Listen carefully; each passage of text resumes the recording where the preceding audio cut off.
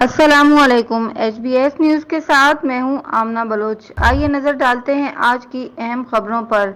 Report कर रहे हैं हैदराबाद से जीशान अली। हैदराबाद के मुख्तलिफ कब्रिस्तानों में इंक्रोचमेंट का सिलसिला जारी।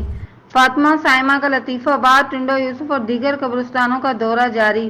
कब्रिस्तान में गैर कानूनी तजावुज़ात समेत दीगर गैर कानूनी इंक्रोचमेंट का मस्मार किया गया।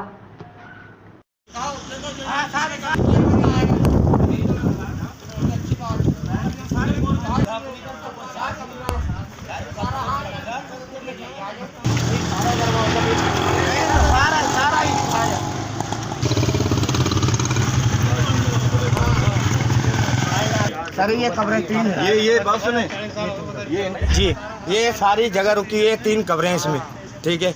और ये लावर से पहले मैयत इधर दफन होती थी, उसके बाद ये बाउंड्रियाँ उठ के और कब्रें रोक के जगह रोक रहे। ये मेमोने नाम वाम नाम का पता नहीं है मेरे को। हाँ। पहले कब्रें नहीं थी।